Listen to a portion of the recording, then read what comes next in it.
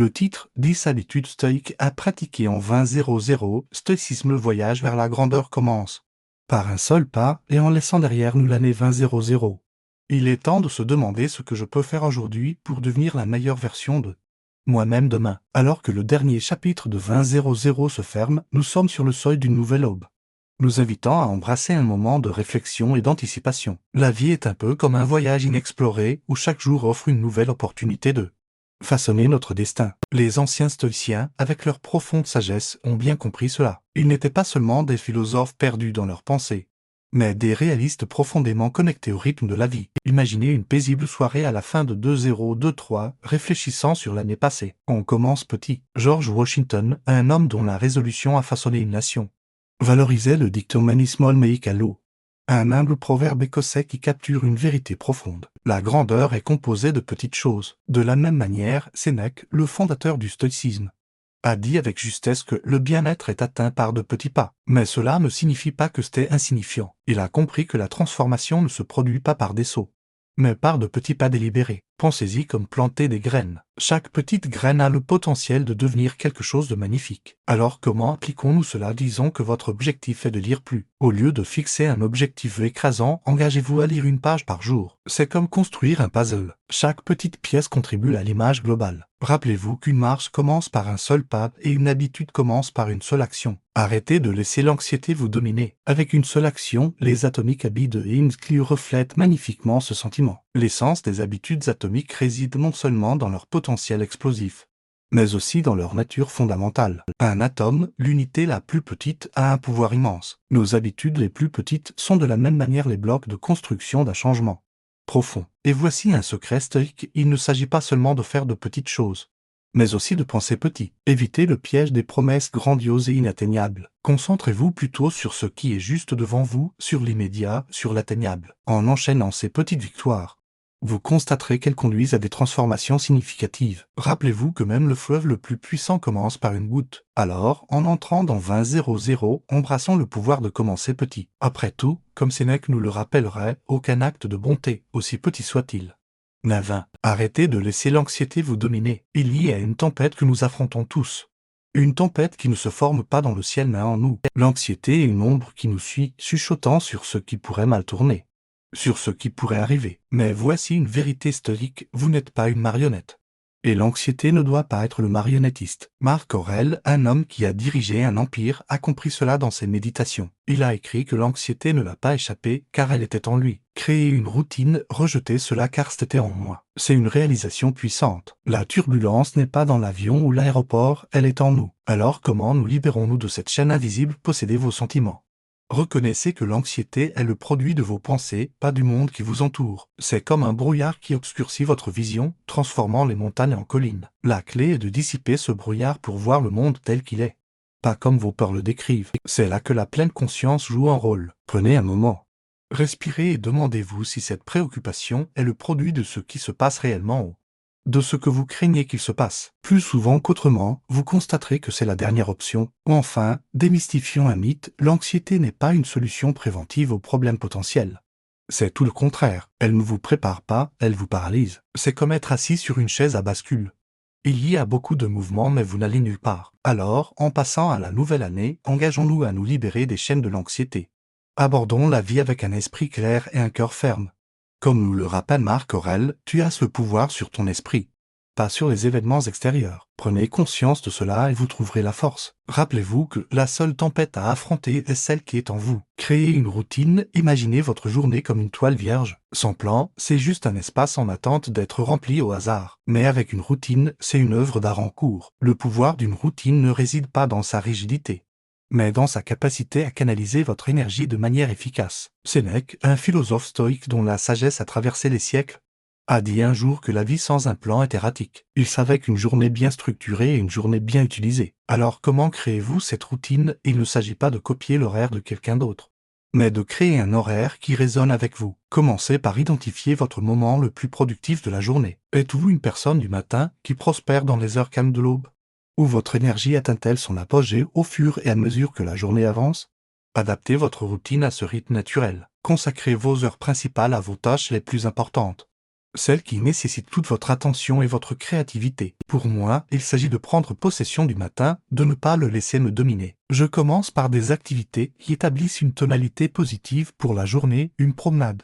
Un moment de réflexion, aborder un projet créatif avant que le monde ne se réveille. Mais rappelez-vous, une routine ne concerne pas seulement le travail, elle concerne l'équilibre. Intégrer des habitudes qui nourrissent votre esprit, votre corps et votre âme. Que ce soit la lecture, l'exercice physique ou passer du temps de qualité avec vos proches. Et surtout, la cohérence est la colle qui maintient tout ensemble. En construisant cette routine, vous découvrirez qu'elle devient une base pour cultiver de bonnes habitudes. Et qu'est-ce qu'une routine sinon un principe par lequel vous vivez libéré des ressources précieuses chaque jour en ouvrant la structure et observez comment le chaos incertain se transforme en une symphonie de productivité et de paix. Il y a une histoire qui résonne à travers le temps, pas d'une bataille ou d'une conquête, mais d'une victoire personnelle. Dwight D. Eisenhower, un homme dont les décisions ont façonné l'histoire, a fait face à un redoutable ennemi, sa dépendance à la cigarette, 4 paquets par jour. Les mots de son médecin étaient un appel clair, arrêtez de fumer ou faites face à de terribles conséquences. La réponse d'Eisenhower a été de se donner l'ordre d'arrêter, et c'est ce qu'il a fait.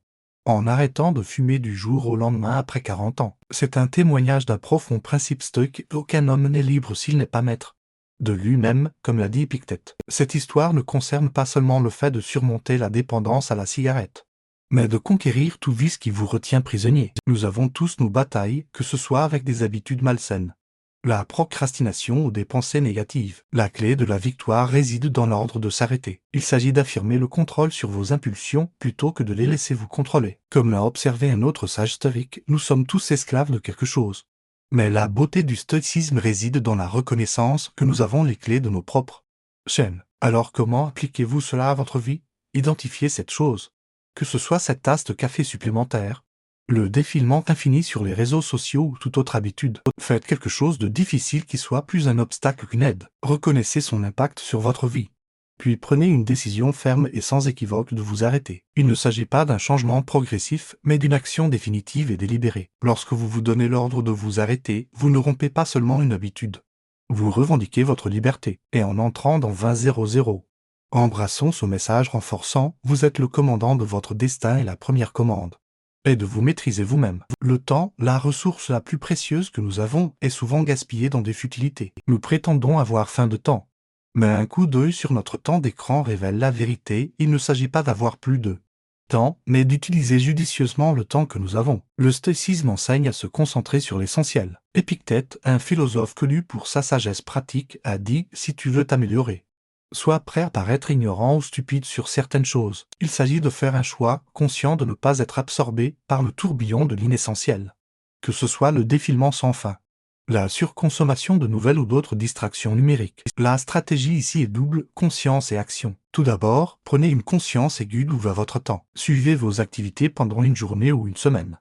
Vous serez probablement surpris de voir combien de temps est gaspillé dans des activités qui ajoute peu de valeur à votre vie. Cette prise de conscience est la première étape vers le changement. Ensuite, prenez une action décisive en réduisant le temps consacré à ces distractions. Fixez des limites à l'utilisation de vos applications. Associez-vous à des personnes qui vous font progresser. Établissez des moments spécifiques pour la consommation de nouvelles et évitez de naviguer sans but sur Internet. Il ne s'agit pas de se déconnecter du monde, mais de choisir de ne pas s'y noyer. En reprenant votre temps, vous découvrirez que vous en avez plus pour les choses qui comptent vraiment pour suivre vos objectifs, cultiver des relations et une croissance personnelle. Cette habitude ne concerne pas seulement la gestion du temps, mais aussi la gestion de la vie. Il s'agit de s'assurer que les précieuses heures de votre journée sont consacrées à des activités qui enrichissent votre vie, pas à l'épuiser. Le stoïcisme est une philosophie ancienne qui a résisté à l'épreuve du temps, offrant des enseignements précieux pour notre vie quotidienne. Alors que nous entrons dans l'année 2000, il est temps de mettre en pratique certaines habitudes stoïques pour cultiver notre bien-être émotionnel et notre croissance personnelle. Premièrement, prenons le temps de méditer chaque jour. La méditation nous permet de calmer notre esprit agité, de cultiver la pleine conscience et de trouver la sérénité intérieure. Passer quelques minutes chaque matin à respirer profondément et à observer nos pensées nous aide à développer une présence d'esprit qui nous accompagnera tout au long de la journée. Deuxièmement, pratiquons la gratitude, en exprimant notre reconnaissance pour les petites choses de la vie. Nous nous ancrons dans le moment présent et apprécions ce que nous avons. Prenez le temps chaque soir de réfléchir sur les moments de la journée pour lesquels vous êtes reconnaissant. Cela peut être aussi simple que le sourire d'un être cher ou une tasse de café chaud le matin. Troisièmement, faisons preuve de résilience face aux difficultés. Le stoïcisme nous enseigne à accepter les choses que nous ne pouvons pas changer et à trouver la force de surmonter les obstacles, plutôt que de se sentir découragé par les épreuves.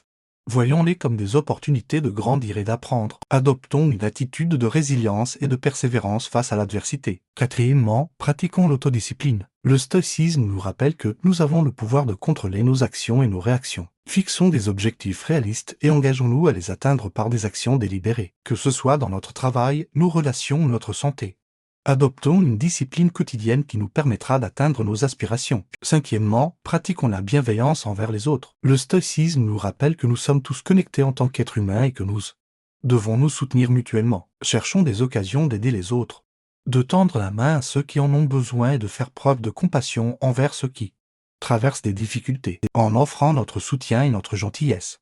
Nous nous épanouissons en tant qu'individus et contribuons à créer un monde meilleur. Sixièmement, pratiquons la maîtrise de soi. Le stoïcisme nous enseigne l'importance de contrôler nos émotions et nos impulsions. Apprenons à rester calmes et sereins face aux défis et aux contrariétés de la vie. Cela ne signifie pas refouler nos émotions, mais plutôt les observer avec détachement et choisir notre réponse de manière réfléchie. En cultivant cette maîtrise de soi, nous pouvons éviter les réactions impulsives et prendre des décisions plus sages et équilibrées. Septièmement, embrassons l'impermanence. Le stoïcisme nous rappelle que tout dans la vie est en constante évolution. Acceptons le fait que rien n'est permanent et que le changement est inévitable. Cela nous aide à lâcher prise de nos attachements et à adopter une perspective plus détachée, en comprenant que tout est transitoire.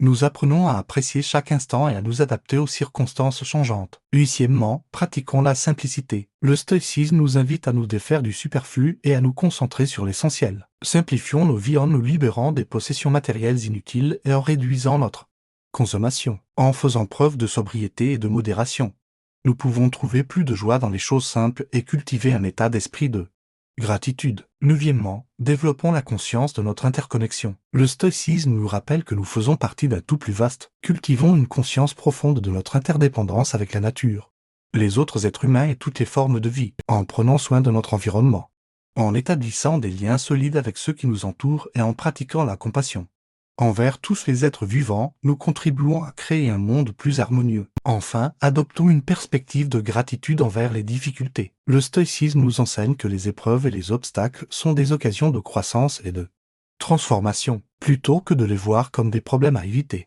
Voyons-les comme des défis à relever et des leçons à apprendre. En adoptant une attitude de gratitude envers ces moments difficiles, nous pouvons développer notre résilience et notre sagesse. En mettant en pratique ces habitudes stoïques en 2000, nous pouvons cultiver notre bien-être émotionnel, notre croissance personnelle et notre relation avec le monde qui nous entoure. Que chaque jour soit une invitation à devenir la meilleure version de nous-mêmes, en harmonie avec les valeurs stoïques qui ont résisté à l'épreuve du temps. Embrassons la sagesse du stoïcisme et faisons de l'année 2000 une année de transformation et d'épanouissement. Dixièmement, adoptons la pratique de la réflexion quotidienne. Le stoïcisme nous encourage à prendre du temps chaque jour pour réfléchir sur nos actions, nos pensées et nos émotions, en nous arrêtant et en examinant nos choix et nos réactions. Nous pouvons mieux comprendre nous-mêmes et apporter des ajustements nécessaires. La réflexion nous permet également de cultiver une conscience accrue de nos valeurs et de notre alignement avec celles-ci. Prendre quelques minutes chaque soir pour écrire dans un journal ou simplement méditer sur notre journée peut avoir un impact profond sur notre développement personnel. Onzièmement, pratiquons la patience. Le stoïcisme nous rappelle que le changement et le progrès prennent du temps. Nous devons apprendre à accepter les délais, les revers et les moments de stagnation avec sérénité. La patience nous permet de rester concentrés sur nos objectifs à long terme et de persévérer malgré les obstacles. En faisant preuve de patience, nous pouvons développer une résilience et une force intérieure qui nous aideront à surmonter les difficultés. Douzièmement, cultivons l'acceptation de l'imperfection. Le stoïcisme nous enseigne que nous ne pouvons pas tout contrôler et que nous devons apprendre à accepter les choses telles qu'elles sont. Il est important de reconnaître nos limites et de ne pas nous laisser submerger par le besoin constant de perfection. En embrassant l'imperfection, nous pouvons cultiver la compassion envers nous-mêmes et les autres, et trouver une plus grande satisfaction dans l'appréciation de la beauté de l'imperfection. Treizièmement, pratiquons l'humilité. Le stoïcisme nous rappelle que nous ne sommes qu'une partie du vaste univers et que notre importance relative est minime. Apprenons à reconnaître nos propres limitations et à ne pas nous laisser prendre par l'orgueil et l'arrogance. En faisant preuve d'humilité, Nous pouvons mieux nous connecter avec les autres et cultiver des relations saines basées sur le respect mutuel. 14e, développons notre capacité à faire face à l'incertitude. Le stoïcisme nous enseigne que la vie est remplie d'incertitudes et de changements constants. Apprenons à embrasser l'inconnu et à trouver la sérénité dans les moments où nous ne pouvons pas prédire l'avenir. En développant notre capacité à faire face à l'incertitude, nous pouvons réduire notre anxiété et trouver la liberté intérieure. 15e, soyons conscients de notre impact sur le monde qui nous entoure. Le stoïcisme nous rappelle que nos actions ont des conséquences et que nous sommes responsables de nos choix. Prenons le temps de réfléchir à la manière dont nos décisions et nos comportements affectent les autres et l'environnement. En étant conscients de notre impact, nous pouvons prendre des décisions plus éclairées et contribuer à un monde meilleur. 16e, pratiquons l'acceptation du changement. Le stoïcisme nous rappelle que la vie est en constante évolution et qu'il est inutile de s'accrocher à des choses qui sont destinées à changer. Apprenons à embrasser le changement avec ouverture d'esprit et à nous adapter aux nouvelles circonstances. En acceptant le changement, nous pouvons trouver une plus grande tranquillité d'esprit et nous libérer des contraintes du passé. 17e, cultivons la gratitude envers les défis. Le stoïcisme nous invite à voir les difficultés comme des occasions d'apprentissage et de croissance. Pratiquons la reconnaissance envers les défis auxquels nous sommes confrontés, car ils nous permettent de développer notre résilience, notre force intérieure et notre capacité à surmonter les obstacles. Avec chaque défi surmonté, nous devenons plus forts et plus sages. 18e, apprenons à lâcher prise du passé. Le stoïcisme nous enseigne qu'il est inutile de s'accrocher aux regrets et aux erreurs passées. Acceptons que ce qui est fait et concentrons-nous sur le présent et l'avenir. En lâchant prise du passé, nous pouvons nous libérer du fardeau du regret et de la culpabilité, et nous ouvrir à de nouvelles possibilités. 19e, pratiquons la bienveillance envers nous-mêmes. Le stoïcisme nous rappelle l'importance de nous traiter avec gentillesse et compassion. Prenons le temps de nous accorder de l'amour et du respect, et de prendre soin de notre bien-être physique et émotionnel. En cultivant une relation bienveillante avec nous-mêmes, nous pouvons être plus forts et plus résilients face aux défis de la vie. 20e, soyons ouverts aux différentes perspectives. Le stoïcisme nous invite à considérer les points de vue des autres et à être prêts à remettre en question nos propres croyances. Pratiquons l'écoute active et l'empathie envers les autres, et apprenons à voir la valeur des différentes opinions. En étant ouverts d'esprit, nous pouvons grandir en sagesse et en compréhension. 21e, pratiquons la modération. Le stoïcisme nous rappelle l'importance de l'équilibre dans toutes les choses. Cultivons la modération dans nos actions, nos paroles et nos pensées. Évitons les excès et les extrêmes et cherchons la voie du juste milieu. En pratiquant la modération, nous pouvons trouver la stabilité et la paix intérieure. 22e, pratiquons la pleine conscience. Le stoïcisme nous invite à être pleinement présents dans le moment présent. Prendons le temps de nous connecter à nos sens, d'apprécier la beauté du monde qui nous entoure et d'être conscients de nos pensées et de nos émotions. En étant pleinement conscients, nous pouvons trouver la clarté mentale et la paix intérieure. 23e, cultivons la résilience émotionnelle. Le stoïcisme nous enseigne l'importance de développer notre capacité à faire face aux émotions difficiles. Apprenons à reconnaître nos émotions, à les accueillir sans jugement et à les laisser passer. En cultivant la résilience émotionnelle, nous pouvons mieux gérer le stress, l'anxiété et les difficultés de la vie. 24e, pratiquons la gratitude envers la nature. Le stoïcisme nous rappelle notre connexion avec le monde naturel et l'importance de le préserver. Apprécions la beauté de la nature.